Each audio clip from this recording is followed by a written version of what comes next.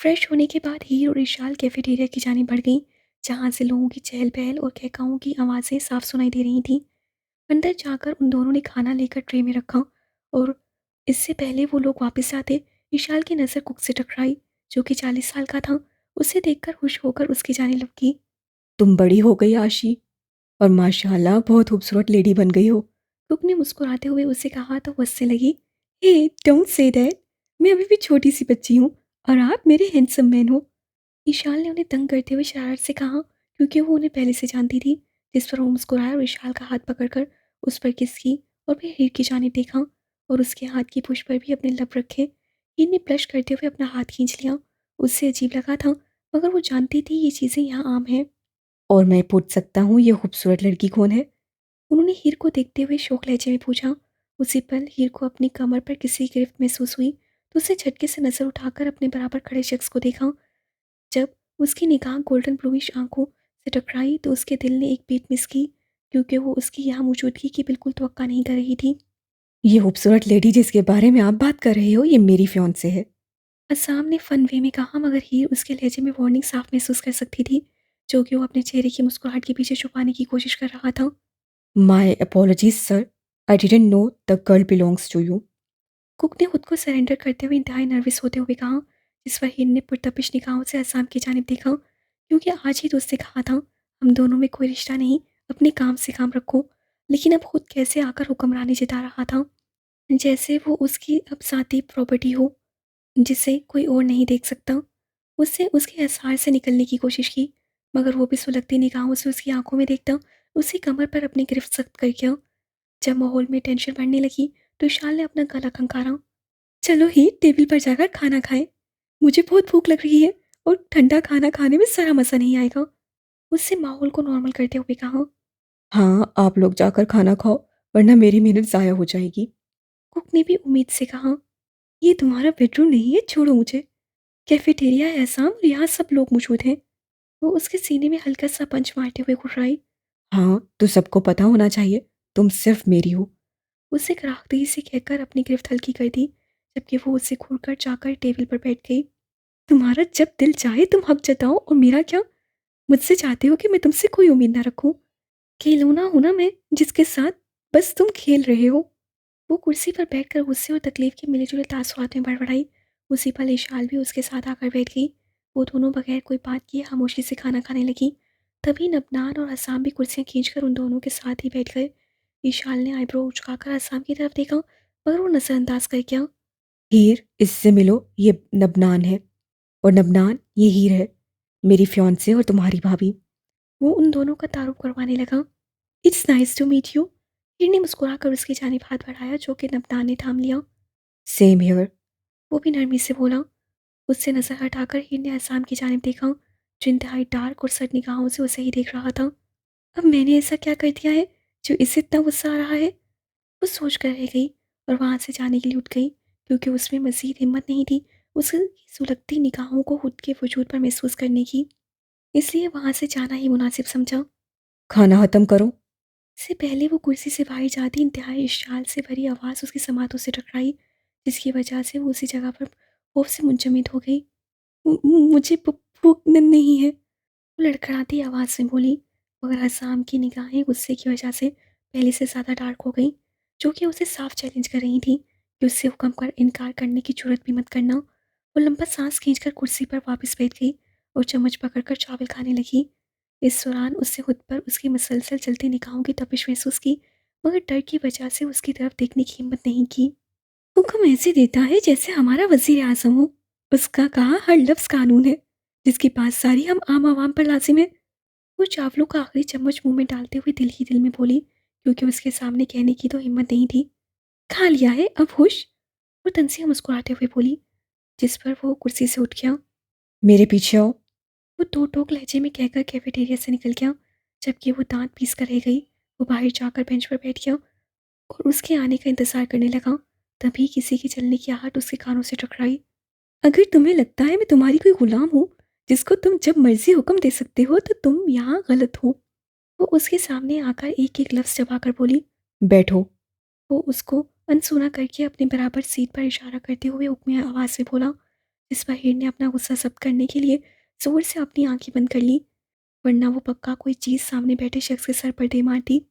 मैं तुम्हारी कोई बात नहीं मानूंगी, समझ आया मिस्टर हसाम? तुम यहाँ मेरे बॉस नहीं हो। वो दबे हुए लहजे में बोली। जिस लम्हे हमारा निकाह हुआ था, उसी पल तुम मेरी जिम्मेदारी बन गई थी, इसलिए तुम पर। कैसी जिम्मेदारी? तुमने उसी पल कह दिया था इस रिश्ते से कोई उम्मीद ना रखूं, और आज भी तो ये बोला था तुमने। फिर अब ये सब क्यों कह रहे हो तुम? वो उसके अल्फाज काटते हुए बोली और फिर अपने सीने पर बाजू बांधकर उसके जवाब का इंतजार करने लगी। हाँ, तो अब मैं ही कह रहा हूँ कि तुम मेरी जिम्मेदारी हो, जिसका ख्याल मुझे रखना है। वो तहम्मुल से बोला तो वो आंखें घुमा कर रह गई। हाँ, बस तुम जो सोचो बस वही होगा। मेरा क्या हसाम, मेरी किसी बात की कोई अहमियत नहीं है। तुमने अपनी मर्जी से सबके सामने बोल दिया मैं तुम्हारी फियांसे हूँ। इस बारे में भी एक बार तुमने मुझसे पूछना ज़रूरी नहीं समझा। आखिर मैं क्या चाहती हूँ, मेरा क्या दिल करता है? वो तल्खी से बोली, जिस पर वो टेबल से उठ गया। ओके, अगर तुम चाहती हो लोगों के सामने हमारा रिश्ता रखने से पहले तुमसे राय लेनी चाहिए थी, इसमें कौन सा देर हो गई है? चलो अब पूछ लेता हूँ, will you be my girl? उसके अल्फाज पर वो शौक से मुंह खोले उसकी जाने देखने लगी, क्योंकि वो इस चीज़ की हरगिज़ उम्मीद नहीं कर रही थी। उसे लग रहा था वो वापस से उसे कोई हुक्म सुनाकर वहाँ से चला जाएगा। मैं वेट कर रहा हूँ। वो उसके करीब आकर खैरी आवाज़ से बोला, जिस पर वो धड़कते दिल के साथ उसकी तरफ देखने लगी, क्योंकि उसके मुंह से अल्फाज ही ख़त्म हो गए थे। जब जवाब में देर होने लगी तो उसने उसे कमर से पकड़कर खुद के करीब किया और उसके बाल गर्दन से हटाकर वहाँ अपने लब रख दिए। वो हसाम से इस हरकत की बिल्कुल तवक्का नहीं कर रही थी। बुखलाकर उससे दूर हुई। वो बेतरतीब होती सांसों से उसकी तरफ देखने लगी। लगता है तुम्हें मेरा प्रपोजल पसंद नहीं आया, मज़ीद मेहनत करनी होगी। वो वापस से उसे अपने हसार में लेता हुआ बोला और उसे समझने का मौका दिए बगैर उसके होंठों के किनारों पर अपने लब रख गया और फिर नज़र उठाकर उसके चेहरे की जानिब देखने लगा, जो शर्म से लाल गुलाबी हो रहा था। ये भी पसंद नहीं आया? चलो अब की बार फिर। इससे पहले वो कोई शिद्दत भरी गुस्ताखी करता, ये सटपटाकर उससे दूर हुई। ओके ओके, मैं तुम्हारी गर्ल या फियांसे वटेवर सब बनने को तैयार हूँ। वो लाल गुलाबी होती जल्दी से बोली। तीर की हामी पर आसाम के चेहरे पर फतेहयाबी की मुस्कुराहट बिखरी। उससे फौरी उसे बाजू से पकड़कर बेंच पर खुद के बराबर बिठाया। अब हम दोनों में सब कुछ नॉर्मल है तो हीर, मैं तुमसे कुछ कहना चाहता हूँ। वो नजर उठाकर उसकी गोल्डन ब्लूइश आंखों में देखने लगी।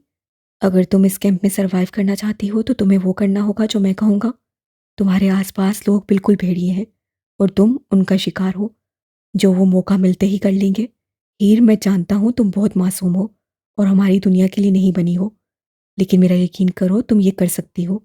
तुम्हें सिर्फ मेरी बात माननी है और मैं जो कहूँगा वो सिर्फ तुम्हारी भलाई के लिए ही होगा। ओके? क्यों? वो कुछ देर खामोश रहने के बाद बस इतना बोल पाई, जिस पर हसाम नासमझी से उसकी तरफ देखने लगा। क्या मतलब हीर? क्या कहना चाहती हो? तुम्हें मेरी हिफाजत की परवाह क्यों है हसाम? तुम क्यों अचानक से मेरी इतनी फिक्र करने लगे हो? जहाँ तक मुझे याद है तुम्हें मेरी ज़रा परवाह नहीं थी। फिर अब ऐसा क्या हो गया है कि तुम मुझ पर सबके सामने हक जता रहे हो? क्या तुम्हारा दिल सच में मुझे लेकर बदलने लगा है? वो उसकी तरफ देखते हुए अपने सहन में उभरते सवालों के जवाब मांगने लगी। लेकिन ऐसा नामुमकिन है। तुम जैसा पत्थर दिल इंसान इतनी आसानी से नरम नहीं पड़ सकता। तो हसाम बताओ, तुम्हारा इस सब के पीछे मकसद क्या है? वो आखिर में खुश सा कहका लगाते हुए यकीन से बोली। पहली बात, हक रखता हूँ इसलिए जिता रहा हूँ। बेशक आसपास के लोग नहीं जानते, लेकिन तुम, मैं और हमारा खुदा जानता है। तुमने अपनी मर्जी से अपने सारे हकूक मुझे दिए थे। उसे सरता पाँव मायनी हेज नजरों से देखता हुआ बोला तो वो दुखते हुए गालों से उसे देखने लगी। दूसरी बात, मुझे महसूस हुआ इस खूबसूरत लड़की को किसी की ज़रूरत है जो इसकी इस दुनिया में हिफाजत कर दे। वो उसके चेहरे से बाल कान के पीछे करते हुए इंतहाई आहिस्तगी से बोलने लगा, जबकि वो सांस रोके उसकी आंखों में देखने लगी। और मैं बस इस ब्यूटी की हिफाजत करना चाहता हूँ। इसके पीछे कोई मकसद नहीं है। इसे अपने इस दिमाग पर ज़्यादा दबाव मत दो। वो उसकी गाल नरमी से सहलाते हुए बोला, जिस पर वो उसकी आंखों में खोने लगी। स्टूपिड हीर, वेकअप। इसके पीछे जरूर कोई मकसद है।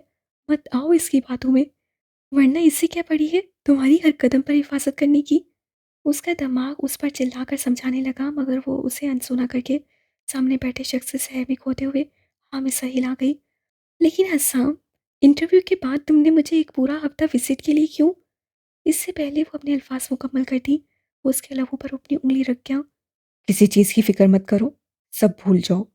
सिर्फ़ कैंप पर फ़ोकस करो। अपना बेस्ट दो ही और कुछ फ़ज़ूल मत सोचो।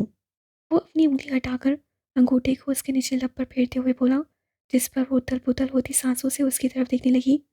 हाँ, अगर वक़्त मिले तो मुझे भी सोच लिया करो।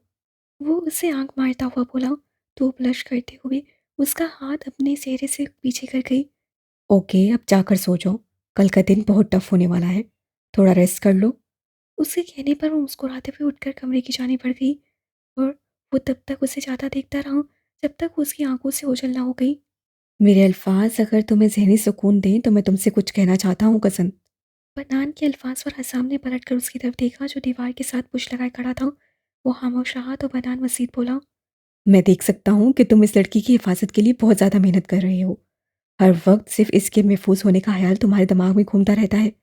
लेकिन मैं तुम्हें एक बात बता दूँ, तुम उसे गलत लोगों से प्रोटेक्ट कर रहे हो। उसकी बात पर हसाम ने आईब्रो झुकाया। तुम जब भी किसी लड़के या किसी भी आदमी को उसके आस-पास देखते हो तुम्हें लगता है वो उसके लिए खतरा है। लेकिन डीप डाउन तुम भी ये जानते हो, तुम्हारे होते हुए किसी में इतनी जुर्अत नहीं उसे गलत नज़र से देखे या उसके बारे में कुछ ख़राब सोचे। उसकी आंखों में देखता हुआ बोला तो हसाम अपना रुख पलट गया। हसाम, लड़कों से उसे कोई खतरा नहीं है। असल प्रॉब्लम तो उसे तालिया से होगी। You know she has a crush on you when we were kids. अब पता नहीं कैसे और क्यों तुमने हीर को अपनी फियांसे बना लिया है, जिसकी वजह से तुमने उसके दिल में हसद और जलन जैसी आग लगा दी है। वो उसके पास आकर मजीद बोलने लगा। उसकी नज़र में हीर वो लड़की है जिसने तुम्हें उससे छीन लिया है। मैंने देखा कैसे वो जलती नज़रों से उसे देख रही थी जब वो तुम्हारे पीछे-पीछे कैफेटेरिया से निकली थी। और तुम इस बात से बाखूबी वाकिफ़ हो, तालिया कोई मामूली लड़की नहीं है। इससे बेहतर होगा उसे हल्के में मत लेना। वो अरगमान से ज़्यादा नुकसान बर्पा कर सकती है। इसलिए मेरे प्यारे cousin, pick your battles right. वो कहकर उसका कंधा थपकाकर उसे गहरी सोच में डालकर चला गया। कुछ देर वहाँ खामोशी से बैठे रहने के बाद वो उठा और अपने कमरे की जानिब चला गया, क्योंकि वो जानता था कल का दिन आज के दिन से भी ज़्यादा थका देने वाला होगा। आज का दिन हम एक नई एक्सरसाइज शुरू करेंगे, जो कि कुछ को आसान और कुछ को बहुत मुश्किल लगेगी। उन्होंने जब ये अल्फाज हीर की जानिब देखते हुए कहे तो उससे अपना थूक निकला, क्योंकि वो जानती थी कि वो यहाँ बाकियों की निस्बत जिस्मानी तौर पर थोड़ी कमज़ोर है। मगर उसे पता था वो यहाँ ब्लैक हॉर्स की तरह है, जो शदीद मेहनत करके उन सब में अपनी पोजीशन बनाने के लिए तैयार है। तुम्हारे अब्बा हज़ूर आज अपने हाथ में ये छड़ी लिए क्यों खड़े हैं? हसाम ने बनान की कान की तरफ झुकते हुए हल्की आवाज़ में कहा। मैं खुद को यकीन दिला रहा हूँ। शायद इसलिए क्योंकि वो हमें डराना चाह रहे हैं। लेकिन जितना मैं अपने पापा को जानता हूँ, तुम्हें बस इतना मशवरा दे सकता हूँ, खुद को ज़हनी तौर पर तैयार रखना। आज ये छड़ी हम लोगों को लगने वाली है। इस पर हसाम ने लंबा सांस खींचा। We will start with a mile run. Get ready, run. Afan के अल्फाज से उन दोनों का ध्यान अपनी जानिब खींचा और वो दोनों बाकी सबके साथ जाने के लिए भागे। पहला राउंड उन सब के लिए आसान था, क्योंकि अभी सुबह थी और उन लोगों में एनर्जी होने की वजह से ताकत भी थी। लेकिन जैसे जैसे वक्त गुजरने लगा उन्हें ये सफ़र बहुत ज़्यादा लगने लगा। तारिका ने रुक कर अपना सांस बहाल करना चाहा, मगर उसी पल उसकी टांग से अफान की छड़ी टकराई। क्या मैंने तुम्हें इजाज़त दी रुकने की? उन्होंने सख्त लहजे में पूछा। नहीं सर, वो टांग पर उठने वाली दर्द बर्दाश्त करते हुए बोली। इसलिए तुम सबके लिए अच्छा है बगैर रुके भागते रहो। उन्होंने ऊंची आवाज़ में सबको वार्न किया। अफान की तारिका के पास से हटते ही इशाल भागते हुए उसकी जानिब लपकी। क्या तुम ठीक हो? उसने परेशानी से पूछा। हाँ मैं ठीक हूँ, लेकिन मुझे नहीं लगता मैं ये जारी रख पाऊंगी, तारिका ने हाँफते हुए कहा। गॉड, क्या तुम मजाक कर रही हो? ऐसा सोचना भी मत। वैसे मुझे लगता था हम लोग बच्चों वाली उम्र से गुजर चुके हैं, लेकिन ये अफवान सर भी उसी का मजा चखा रहे हैं। वैसे उन्होंने ये छड़ी ली किधर से है? इशाल दांत पीसते हुए बोली और थोड़ा सा लेफ्ट की जानिब होकर हीर की तरफ गई। इशाल, मुझे नहीं लगता मैं ये रिदम रख पाऊंगी, मैं थक रही हूँ। आज की स्पीड कल से ज़्यादा है, हीर ने लब चबाते हुए नर्वस होकर बताया। हीर, तुम्हें हर सूरत में चलते रहना है। अगर तुम मज़ीद भाग नहीं सकती तो बस चलो, क्योंकि इस एक्सरसाइज का मकसद हमारी मूवमेंट है। हमें बस रुकना नहीं है। ईशान के बजाय हसान के मुंह से ये जवाब सुना तो उसे झटके से अपनी दाएं जानिब देखा, जहाँ वो पसीने में शराब और पहले से भी ज़्यादा हॉट लग रहा था, जबकि बाल माथे पर बिखरे हुए थे। तुम यहाँ क्या कर रहे हो? अगर उन्होंने देख लिया तुम हमारा पीछा कर रहे हो तो फजूल में छड़ी खा लोगे, वो फिक्रमंदी से कहने लगी। I am not stalking in training. Beside I am here to make sure you won't stop moving. वो मुस्कुराते हुए बोला। तो हीर उसकी जानलेवा मुस्कुराहट में खोने लगी, क्योंकि उससे बामुश्किल 2 या 3 बार उसे दिल से मुस्कुराते देखा था और उसे एहसास ही नहीं रहा कब उसके कदम रुक गए। होश तो तब आया जब अफ़ान ने छड़ी हवा में घुमाकर मारी। वो शिद्दत से अपनी आंखें बंद कर गई, मगर जब उसे दर्द का एहसास नहीं हुआ तो उससे धड़कते दिल के साथ अपनी आंखें खोली। जो गोल्डन ब्लूइश से टकराई, वो उसकी और छड़ी के दरमियान खड़ा था। मतलब वो उसकी बजाय हसाम को लगी थी। फोकस करो। अफ़ान डार्क लहजे में बोला तो हसाम ने आगे की जानिब भागना शुरू कर दिया, जबकि हीर भी जल्दी से उसके पीछे भागी। आई एम सॉरी प्लीज़, वो शर्मिंदगी से इंतहाई आस्तगी से बोली, क्योंकि उसका दर्द उसने अपने हिस्से में लिया था। कोई ज़रूरत नहीं है, सिर्फ फोकस करो हीर, बस रुको मत। जिस पर वो उसकी तरफ देखकर लब भींच कर रह गई। हीर भरपूर कोशिश कर रही थी वो ना रुके, लेकिन आज की ट्रेनिंग बहुत टफ थी। उसे इस सब की आदत नहीं थी। अभी कल की वजह से उसके जिस्म में दर्द था, और आज ये ना चाहते हुए भी उसके कदम रुक जाते थे, और हर बार उसकी जगह असाम छड़ी खाता, जिसका दर्द वो खुद भी महसूस करती। उससे इल्तिजा की कि तुम मत खाओ, मगर वो बात सही आया। अफान ने काफ़ी देर बाद जैसे ही एक्सरसाइज ख़त्म होने के लिए सीटी बजाई, तो हीर वाहिद थी जो एहतमाम की लाइन पर क्रॉस नहीं कर पाई थी। आप सबके पास 15 मिनट की ब्रेक पानी पीने के लिए है। उसके बाद हम लोग ये एक्सरसाइज वापस से जारी करेंगे। जब हीर ने देखा अफान उसकी नसों से ओझल हो गया है, वो घुटनों के बल वहीं ज़मीन पर बैठ गई, क्योंकि उसमें मज़ीद खड़े होने की सकत नहीं थी। उसी पल उसने अपनी आंखों के सामने पानी की बोतल लहराती हुई देखी, जो उसने सर उठाकर ऊपर देखा, जहाँ उसकी निगाह गोल्डन ब्लूइश आंखों से टकराई। उससे मुस्कुराते हुए वो पानी की बोतल थाम ली और पानी पीने लगी। 15 मिनट की ब्रेक खत्म होने के बाद वो लोग वापस से अफवान के सामने खड़े थे, जिसके साथ अब की बार शारिब भी था। Now we will do a series of different exercises, और मैं तवक्का करता हूँ तुम सब लोग उनमें भी अपना बेस्ट दो। फिक्र मत करो बच्चों, ये एक्सरसाइज शुरू करने से पहले हम लोग आपको इसका डेमो देंगे, उसके बाद आप लोग करोगे। अगर आप लोगों ने अच्छे से किया तो तुम लोगों के मज़े, और नहीं कर पाए तो हम सब हैं ना बताने के लिए। शारम ने आखिरी बात अपने चेहरे पर शैतानी मुस्कुराहट सजाते हुए कही, और साथ ही अपनी टांग पर हल्की सी छड़ी मारी। ओह मेरे खुदाया, अफान ने मेरे भाई को भी अपने जैसा सहेला बना दिया है। ये दिन खत्म होने दो, मैं इन दोनों को ही जान से मार दूंगी। विशाल गुस्से से दोनों को देखते हुए बोली। "एल यार, इन दोनों को ये आइडिया दिया किससे है?" तारिका ने भी अपनी कज़न से हामी भरते हुए कहा। हम लोग आप सबको 2 ग्रुप्स में तकसीम कर रहे हैं, एक मेरे अंडर होगा, दूसरा सुफियान के। इससे पहले इशाल को जवाब देती, शारिब की आवाज़ से उन दोनों की तवज्जो खींची। जैसे ही अफान ने ग्रुप के नाम बताना शुरू किए, सबने अपनी अपनी उंगलियां क्रॉस कर ली। हस्साम, ज़ोहान, शाहज़ाम, दारिका, हीर, नबनान और तालिया मेरे ग्रुप में होंगे, जबकि सुफियान, इमामा, ओन, एरिक, इशाल और अरगमान शारिब के ग्रुप को ज्वाइन करेंगे। अफान के अनाउंस करने पर सब अपने अपने ग्रुप्स के साथ खड़े हो गए। हम लोग 50 पुशअप से स्टार्ट करेंगे। ये कहकर उन्होंने हसाम की तरफ देखा। तुम्हें 1 वीक का इस मामले में रेस्ट है, तो तुम मेरे साथ इन सबको देखोगे। वो कहकर फिर से सबकी तरफ मुतवज्जो हुए। Start now. अफान के कहने पर सबके सब अपनी पोजीशन संभाल गए और बगैर देर किए पुशअप्स मारने लगे। जब भी वो कोई गलती करते, तो अफनान उन पर ज़रा अपना हाथ ढीला नहीं रखता। हर गलती पर वो उन्हें छड़ी मारता और फिर उसे ठीक करवाता। हीर और अर्गमान दोनों वाहिद थे जिन्हें इसमें सबसे ज़्यादा मुश्किल का सामना करना पड़ा। हीर को उसके कम तजर्बे की वजह से, जबकि अर्गमान को उसकी जल्दी ज़ुबान की वजह से। जब वो पुशअप मार के फारिग हुई और उसने अफान सर की जानिब देखा, तो उसे एहसास हुआ कि उसका बेस्ट अफान सर के लिए ज़ीरो है, क्योंकि उसके चेहरे पर साफ वीक का लफ्ज़ लिखा और नजर आ रहा था।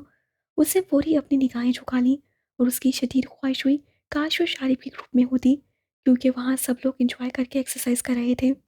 Now we will try another drill.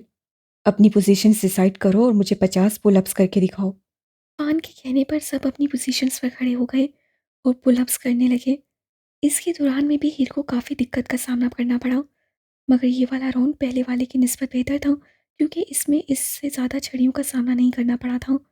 Final round में उन सब ने मज़ीद 50 स्क्वाट्स किए थे। उसके बाद अफ़ान ने सीटी बजाकर उन्हें फारिग किया था। Good job. आप सब ने अपने पहले दिन में यहाँ सब कुछ बहुत अच्छा किया है। अफ़ान ने संजीदगी से कहना शुरू किया। ये एक्सरसाइज पूरा 1 हफ्ता चलेगी, जिसमें हम लोग आपकी जिस्मानी मजबूती को चेक करेंगे, लेकिन हर रोज़ इसमें कुछ तब्दीलियाँ होंगी ताकि तुम लोगों की बर्दाश्त को हम आजमा सकें। क्योंकि आप लोगों की लड़ाई हमसे नहीं बल्कि खुद से है। तुम लोगों को हर रोज़ खुद को हराना है और एक नया रिकॉर्ड बनाना है। अब तुम लोगों को 2 घंटों की लंच ब्रेक है। आप सब जा सकते हैं।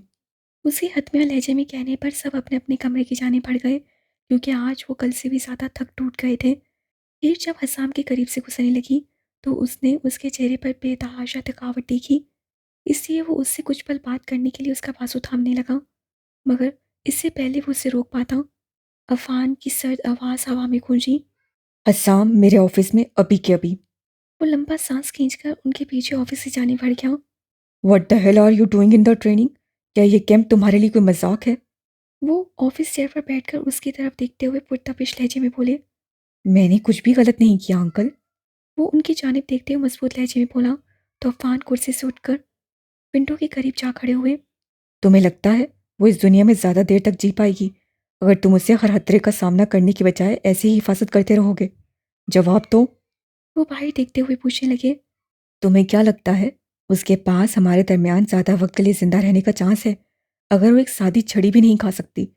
उन्होंने पलटकर अपने भतीजे की जानिब देखते हुए कहा, जिस पर हसाम के चेहरे पर साया सा गुस्सा। इससे पहले वो कुछ कह पाता वो मजीद बोले।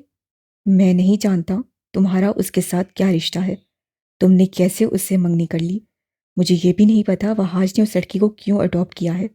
ठीक है, मैं नहीं पूछता ये सब क्या चल रहा है, लेकिन मैं तुम्हें एक बात बता दूं। अगर तुम चाहते हो हमारी दुनिया में जिए, तुम्हें उसकी फिक्र है, तो उसे उन सब चीज़ों का सामना खुद करने दो। क्योंकि यकीन करो, मेरी छड़ी की तकलीफ उस तकलीफ के सामने कुछ नहीं जो सीने पर कोरी लगने से मिलती है। अफान ने तल्ख लहजे में कहा और हसाम की तरफ देखने लगा, जो सख्ती से अपने लब भींचे बैठा था, क्योंकि दिल के एक कॉर्नर में जानता था जो वो कह रहे हैं वही हकीकत है। अब तुम यहाँ से जा सकते हो। इस बार मैंने तुम्हें बहुत आसान तरीके से समझाया है। फिर भी ये तरीका तुम्हें रास नहीं आया तो हमारी अगली मुलाकात रिंग में होगी, और मैं कोशिश करूँगा मेरे अल्फाज तुम्हारे इस हार्ड दिमाग में अच्छी तरह से बैठ जाएं। उन्होंने वार्न किया तो हसाम ने उनकी आंखों में देखा, क्योंकि वो जानता था सामने खड़ा शख्स उसे धमका नहीं रहा, बल्कि वादा कर रहा है कि ऐसा ही होगा अगर उसे मुसलसल उसकी बात पर यूं ही इनकार किया। क्योंकि अफान बॉक्सिंग चैंपियन था, अगर वो दोनों आपस में रिंग में टकराते तो वो उसका बुरा हाल करता। फिर वो उसकी सोच ही थी। उसे रिंग का बादशाह कहा जाता था। अच्छे से अच्छा प्रोफेशनल बंदा उसके सामने वहाँ खड़े होने से कतराता था, क्योंकि उसमें वो बिल्कुल जुनूनी हो जाता था। जी सर। वो पुरसुकून लहजे में कहकर वहाँ से निकल आया।